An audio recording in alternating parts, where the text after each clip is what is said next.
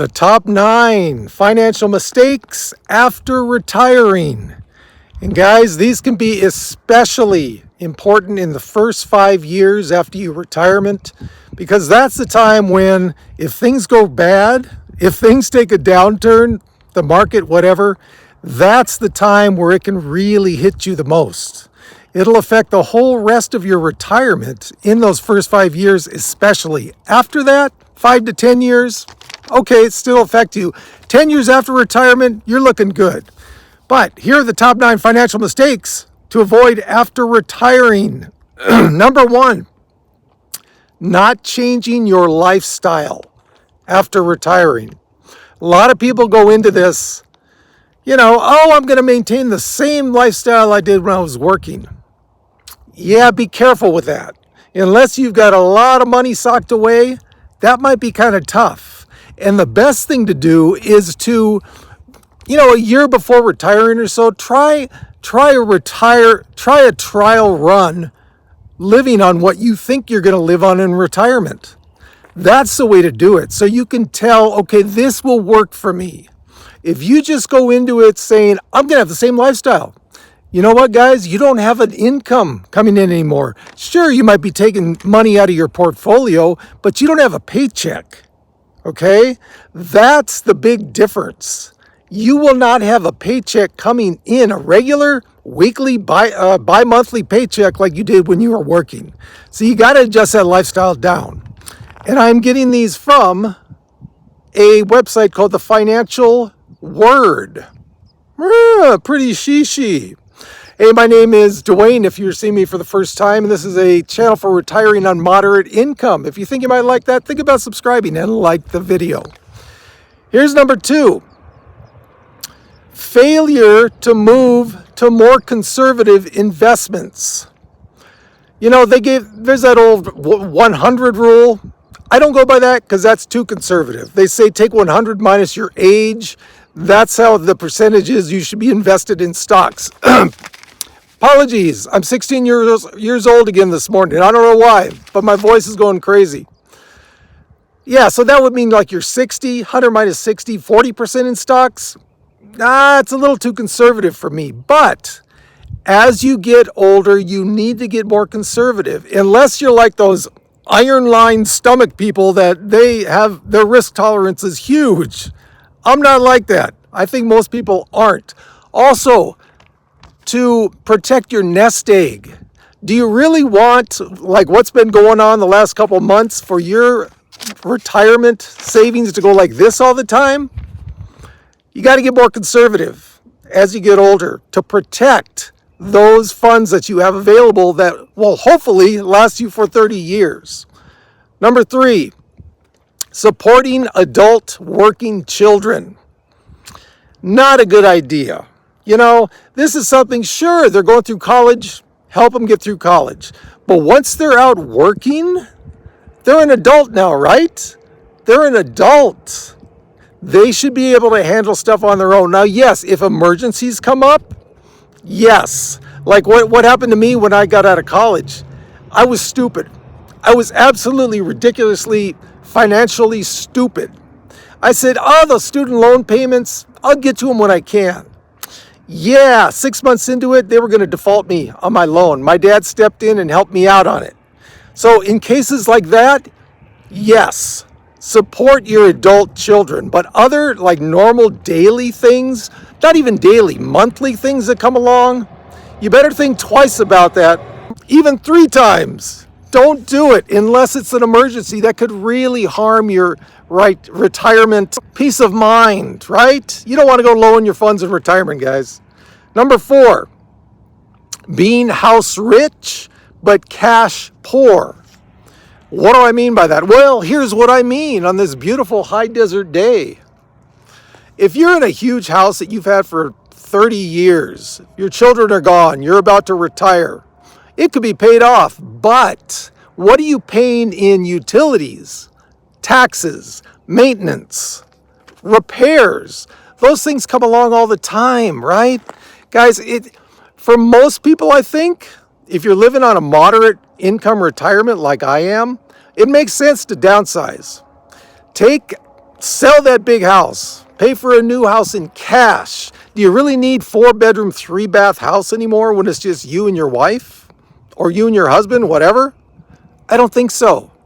Downsize. Take a lot of that expense, the monthly expenses, and those unexpected huge expenses that might come up. Makes sense. Number 5. This goes back to the beginning of the video. Spending too much money too soon. A lot of people, they retire and they go crazy. Okay, yeah, take a big vacation. But don't take 3 big vacations in the first 6 months, right? You got to limit, especially if you're on moderate income, you got to limit. Limit your spending. Don't go crazy when you first get out. A lot of people look at that big balance of their retirement account. Woo, man, I'm flush. I got $600,000 sitting here, burning a hole in my pocket. Honey, let's go crazy. Especially in those first 5 years after you retire. That can really, really affect down the line how much you're going to have left when, say, you're 82, right? Have fun, but don't go crazy. Number 6, applying for Social Security too soon. Now, this one really, it comes down to a case-by-case basis. If you really, really need that Social Security money to get through on a day-to-day basis in retirement, well, number 1, maybe you're retired too soon. Number 2, okay, I guess, take it at 62. But if you don't, if you can get by for, let's say, a year, 2, 3, 4, 5 years without taking Social Security, don't do it, guys. Don't do it just because it's, hey, that money's there, I'm going to take it. No, you want to get as much money as you can to last for that 20, 30 years of your retirement, right? Just because you can take it then doesn't mean you should. Those of you in bad health, I get it. Those of you that do not have longevity in your family, okay, I get it. I get it. But for the majority of people, it makes sense to delay as long as possible.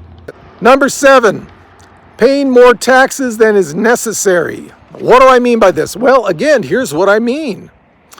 Some people, now I get it, if you've got a large amount of money in your investment nest egg, because you've only got a certain amount of that money that is protected in case your financial institution defaults. So some people, they take it and they spread it out over 3, 4, 5 different financial institutions.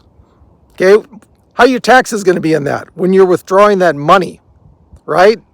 You got to think about that. That's something people really don't think about. Number 1, their tax rate they're going to be in when they're retired. And number 2, if it's spread out across a whole bunch of different institutions, you're going to be taxed from each one of those.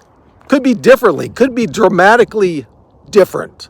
So be careful on that. If you don't need to spread your money all over the place, if you don't have $10 million and you've got 20 different institutions, don't do it. Number 8, failure to stay aware of frauds and scams. Guys, we are targets. As seniors, we are major targets for scammers. You want to be aware of what's going on, right? Whoa, I'm about to trip and fall in the lake. You got to be aware of recent scams, recent frauds. They're changing all the time. And you know what? They're getting more sophisticated. They are getting more sophisticated by the day. You've got to keep yourself aware of all that stuff. Keep abreast of the news. Go on, whatever it is. Just stay aware of things because they could come up a month from now with this new scam that no one's ever heard of, If you're not aware of that, that could really affect you. As seniors, we are targets.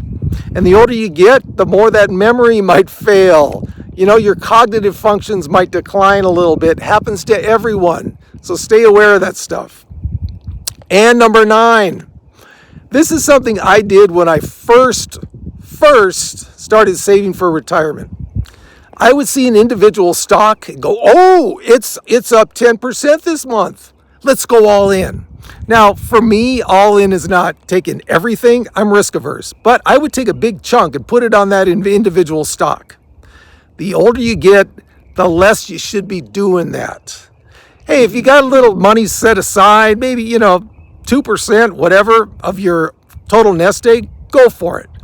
But please, please do not wreck your retirement by going, I'm going to put 20% of my assets in this new hot stock. Be very careful chasing individual stocks, guys. Tried and true. I'm pretty much all index funds. I don't go crazy. I don't. If I do, it's with a very small portion, 1%, 2% of my total assets.